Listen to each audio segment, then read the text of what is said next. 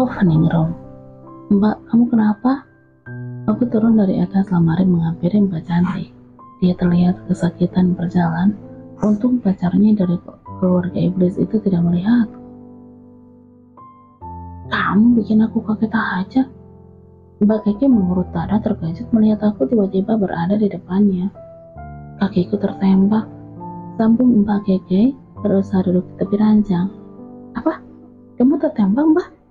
Kecilkan suaramu, kamu mau? Anak buah Guntur kesini menangkapku. Mata Mbak Cantik membulat. Dia marah dengan aksi terkejut. Maaf, lagian kenapa bisa tertembak? Aku duduk di sampingnya sambil menyibakkan kain sarung melihat kakinya. Ceritanya panjang. Kangka mana? Waduh. Aku menepuk jidat. Ke rumah iblis mencarimu, Mbak, jawabku. Tolong ambilkan ponselku. Mbak Keke menuju ke meja di mana ponselnya terletak. Ini, Mbak. Aku menyodorkan ponsel. Yah, ponselku mati lagi, kata Mbak Keke melihat ponselnya. Mbak mau menghubungi Mas Angga? Ini aja, biar aku yang cari. Tidak usah, kamu tetap di sini. Aku tidak mau Guntur melihatmu. Mbak, aku punya kaki yang cepat berlari. Kamu masih meragukan kemampuanku. Aku bangkit dari duduk dan melangkah ke pintu kamar. Tidak usah, Rum. Tapi kamu butuh pertolongan. Kakimu tertembak, Mbak. Aku ingin mencari Mas Angga secepatnya. Kasihan Mbak Cantik ini terluka. Dia pasti menahan sakit. Aku ada ide. Aku mendekati lemari pakaian dan mengeluarkan jaket Mbak Keke yang ada kupluknya. Mbak, aku pinjam jaketmu yang ini ya. Kamu mau kemana? Mata Mbak Keke memelototku. Aku mau cari Mas Angga. Tidak usah. Tenang aja, Mbak. Aku pasti kembali bersama Mas Angga. Aku masih kekeh ingin keluar mencari. Tidak usah. Mbak Keke tetap melarangku. Aku pergi dulu ya. Mbak jaga diri. Aku langsung berlari menuju dapur ingin keluar melalui pintu belakang. Rum, jangan keluar, Rum. Aku tidak mempedulikan teriakan Mbak Keke. Aku ingin mencari Mas Angga agar Mbak Keke cepat diobati. Kasihan dia, pasti sangat sakit. Nah, dasar pacarnya tidak bertanggung jawab. Mbak Keke dibiarkan tertembak. Kalau aku jadi Mbak Keke, udah aku putusin dari dulu. Sampai di dekat gudang keluarga iblis, aku berhenti sejenak sembunyi di balik pohon. Aku harus mencari cara agar bisa masuk ke rumah itu. Aku yakin Mas Angga ada di dalam mencari Mbak Keke. Sepertinya lewat samping bisa masuk. Ada jendela dan aku bisa memanjat agar sampai di lantai 2. Tidak sia-sia aku bisa memanjat. Itu mah sangat gampang. Aku harus memastikan aman agar bisa memanjat. Sepertinya orang-orang di depan gudang sedang sibuk bermain kartu. Tidak terlihat orang lalu lalang. Ini kesempatan aku bisa masuk melalui jendela di lantai 2. Oh, Angga. Kemana Keke? Apakah dia di rumah kayu atau di gudang Guntur? Aku harus memeriksanya. Aku akan mulai memeriksa gudang dulu. Aku takut dia udah tertangkap dan dikurung di sana. Sepertinya penjagaan di depan gudang sangat ketat. Hari masih siang dan mereka terlihat sangat sibuk bermain kartu. Aku melangkah di samping rumah ini. Aku ingin bisa masuk ke gudang itu, tapi bagaimana caranya? Astaga, Ningrum memanjat di dinding rumah ini. Dia juga berhasil masuk melalui jendela lantai 2. Gawat, apa yang dilakukannya di sini? Ini bocah ada aja tingkahnya. Oh tidak, apakah dia juga ingin mencari Keke? Bisa masalah kalau dia tertangkap. Tamatlah riwayatnya. Guntur akan menjualnya. Aku harus masuk lagi ke rumah Guntur. Aku akan pura-pura mencari Bima.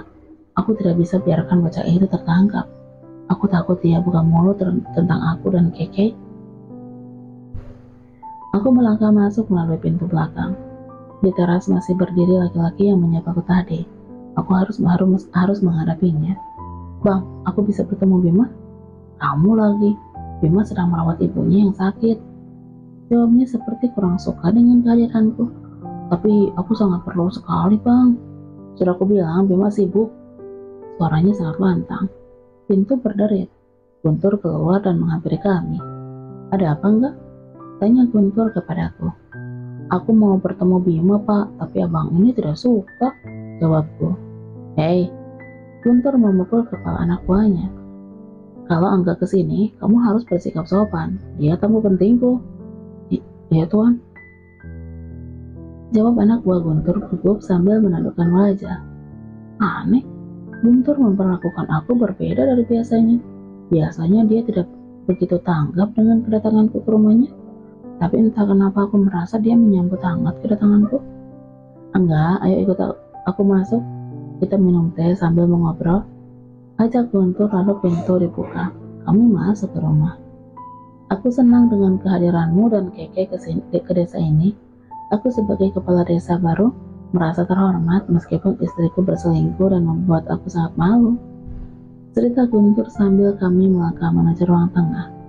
Di ruang tengah aku melihat ke arah tangga. Aku berharap melihat Ningrum tanpa ada yang melihatnya. Bocah itu harus keluar dari rumah ini. Aku tidak mau dia mencoba mencuri lagi. Silahkan duduk Angga, ucap Guntur. Kami duduk di kursi ruang tengah rumah ini. Kenapa Guntur banyak basa-basi? Dia berbicara yang tidak penting untuk kami bahas. Apa tujuannya? Aku juga senang bisa kenal Pak Guntur, kepala desa yang sangat peduli warganya. Jawab aku basa-basi juga. Tentu aku peduli wargaku. Mereka tanggung jawabku. Oh ya enggak? Apakah Keke akan dinikahkan secepatnya? Loh, kenapa tiba-tiba pembicaraan ini menyinggung Keke? Kalau dilihat dari raut wajah Guntur, dia terlihat senang. Aku yakin dia tidak menangkap Keke. Mudah-mudahan aku tidak salah. Kalau Keke sudah datang jodohnya dan dia bersedia, aku sebagai kakaknya tidak bisa melarang, Pak. Jawabku. Aku bersandar dan mengadakan muka melihat Angga. Ningrum, batinku. Aku terkejut melihatnya berdiri di ujung tangga melihatku. Ningrum melambaikan tangan kepadaku. Mulutnya bergerak seperti membicarakan sesuatu. Tapi aku tidak mengerti apa yang diucapkannya. Ada apa enggak? Tanya Pak Guntur melihat ke tangga. Ningrum langsung bersembunyi sebelum terlihat. Aku deg-degan dengan situasi ini. Ningrum membuat aku cemas. Bisa gawat kalau Guntur melihatnya. Bocah itu seperti main petak umpet. Dia sama sekali tidak takut tertangkap. Aku harus mencari cara agar bisa ke lantai 2. Aku ingin bertemu Bima, Pak. Alasanku. Oh, kenapa harus Bima? Aku bisa memenuhi keperluanmu, enggak? Bima itu masih muda, tapi dia tidak berpengalaman dan masalah bisnis. Aku menjalankan bisnis perkebunan ini dan berhasil menghasilkan uang banyak. Rencana aku mau mencari istri lagi. Sambung Guntur. Aku makin bingung dengan pembicaraan ini. Sepintas Guntur seperti curhat yang tidak menarik bagiku. Tapi bagaimana dengan Bu Jumi, Pak? Aku akan menceraikannya karena selingkuh dengan anak buahku. Aku malu. Sekarang aku butuh seorang wanita muda dan berpendidikan mendampingiku. Percuma uang buku banyak kalau aku tidak bahagia di rumah tanggaku.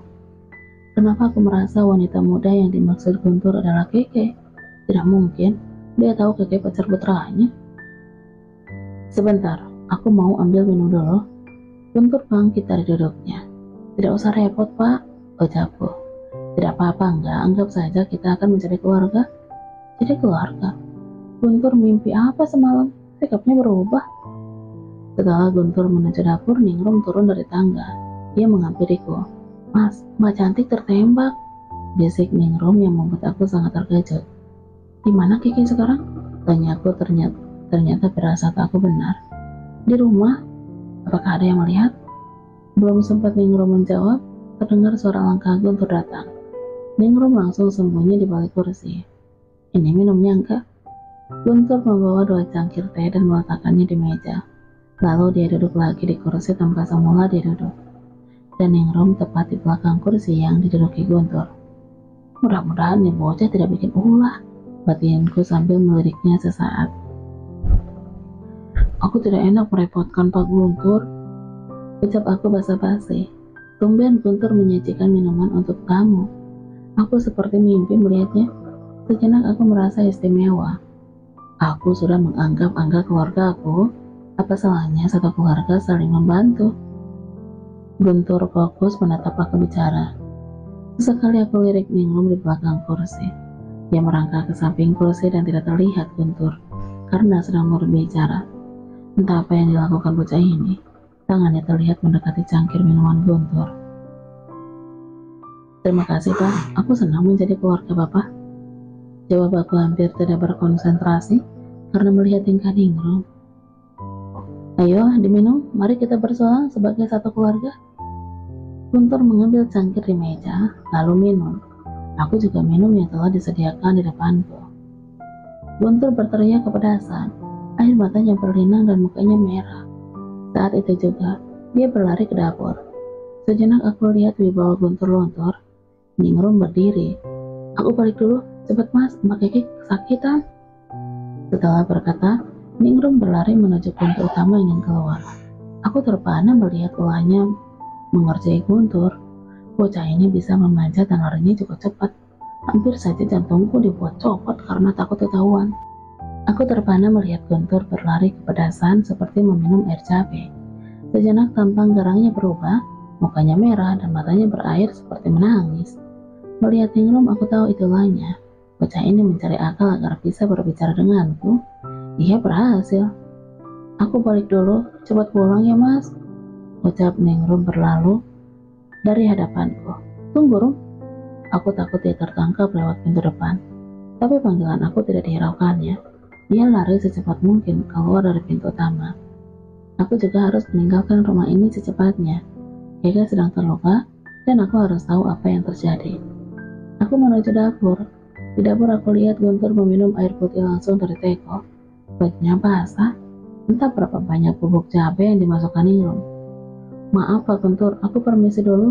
Nanti aku balik lagi ke sini, ucapku. Iya Angga. Entah apa yang udah aku masukkan ke minumanku.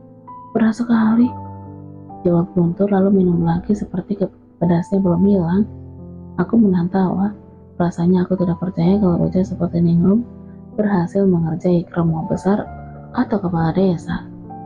Aku melangkah ke pintu ingin keluar. Sampai di ruang tengah langkahku terhenti mendengar Bima memanggil. Tunggu Angga. Aku memalingkan muka. Bima keluar dari kamar dan melangkah mendekat. Iya Bima, jawabku. Keke tertembak, bisik Bima. Aku terkejut. Bima tahu. Kalau Bima tahu Keke tertembak, berarti dia juga tahu apa yang dilakukan Keke. Astaga. Aku takut rahasia kami terbongkar. Kami belum selesai dalam tujuan kami ke desa ini. Nanti aku ke sana, jangan sampai ayah tahu kalau Keke tertembak.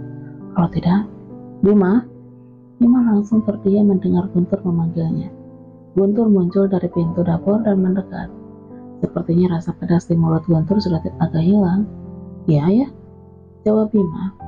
Kamu urusin saja ibumu. Kalau Angga butuh sesuatu, biar sama aku aja. Jawab Guntur seperti ingin Bima jauh dariku. Bima mengangguk pelan. Baiklah Pak, Bima, aku permisi dulu.